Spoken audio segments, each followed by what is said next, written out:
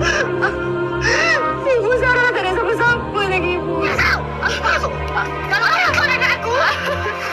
Engge. Halo guys, selamat datang di MD Movie Review. Seperti biasa kita akan nge-review film Melahirkan terbaru. Sarah adalah seorang gadis desa yang merantau seorang diri di kota. Dia bekerja di sebuah perusahaan. Hingga suatu hari Sarah bertemu dengan seorang pria yang sudah lama dikenalnya melalui sebuah aplikasi. Malam itulah awal semua bencana yang menimpa ke dalam kehidupan Sarah. Di dalam pertemuan pertama itu Sarah begitu terpesona dengan kata-kata bujuk rayu seorang pria itu, hingga dia terperdaya dengan semua rayuan manisnya, hingga akhirnya Sarah pun tak berdaya.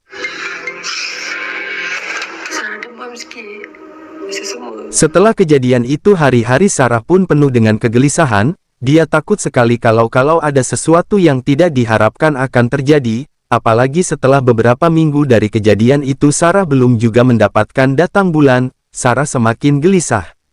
Hingga di pekerjaan pun Sarah sudah tidak bisa konsentrasi lagi, dia pun seringkali mendapatkan teguran. Karena itulah akhirnya dia pun memutuskan untuk menenangkan pikirannya sejenak. Dia pun memutuskan untuk pulang sejenak ke rumah orang tuanya di kampung halaman. Peluk ni. Sarah ni macam budak kecil.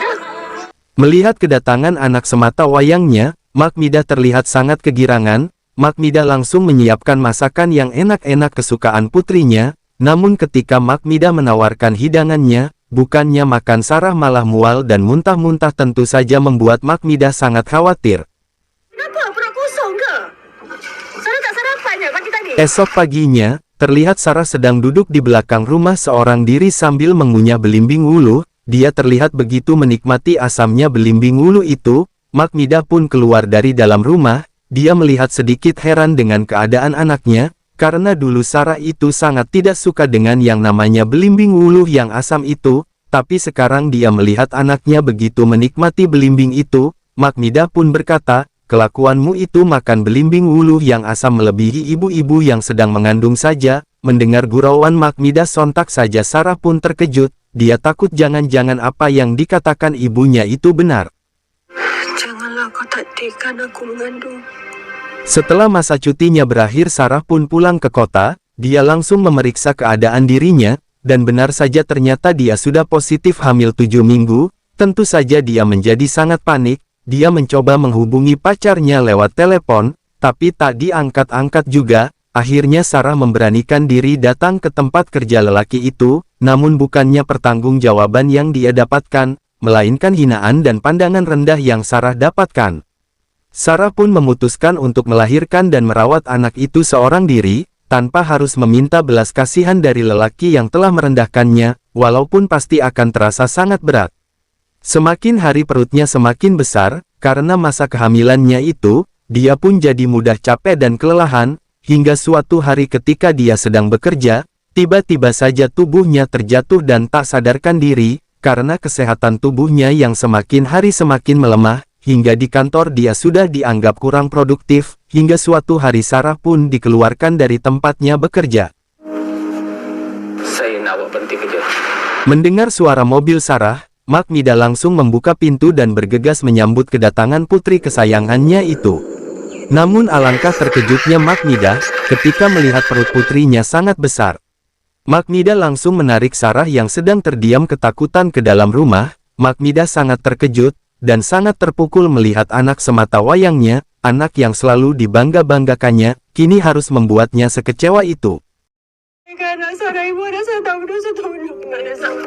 Melihat ibunya yang begitu marahnya, Sarah merasa sangat berdosa. Dia pun memohon ampun dengan kesalahan yang sudah dia lakukan. Dia merasa sangat menyesal dengan keadaan dirinya sekarang.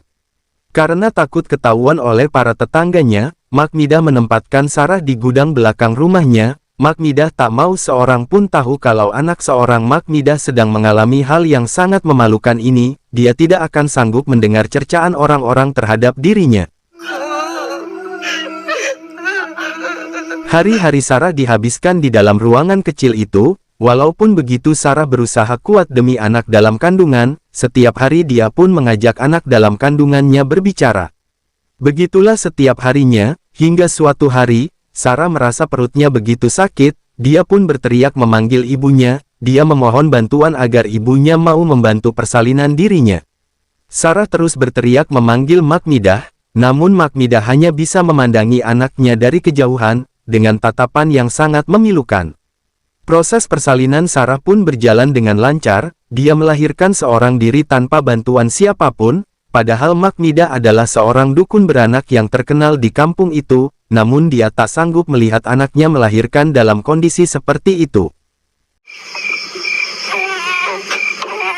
Keesokan harinya Magmidah membuka pintu ruangan Sarah, terlihat Sarah tertidur kecapaian dan di sampingnya terlihat seorang bayi sedang menangis kedinginan. Pelan-pelan Magmidah mengambil bayi itu dan diam-diam dia membersihkan bayi itu dan dia langsung membawa bayi itu ke seseorang yang bersedia merawatnya. Ketika Sarah terbangun, dia sudah tidak nampak bayinya lagi, dan beberapa hari kemudian setelah dia dipisahkan dengan bayinya, Sarah seperti orang gila, Sarah terus menggendong kain dan menganggap kain itu adalah anaknya. Melihat itu hati Magmidah merasa tak tega, dia menyesal telah memisahkan Sarah dengan anaknya. Namun walau bagaimanapun dia belum siap kalau orang-orang tahu Sarah sudah memiliki anak. Semakin lama Sarah semakin parah, Sarah berhasil keluar rumah, dia terus mencari di mana keberadaan anaknya, hingga suatu hari Sarah mendengar tangisan seorang bayi. Sarah pun mendekati rumah itu dan kebetulan si bayi sedang ditinggalkan ibunya. Tanpa pikir panjang lagi dia langsung membawa bayinya.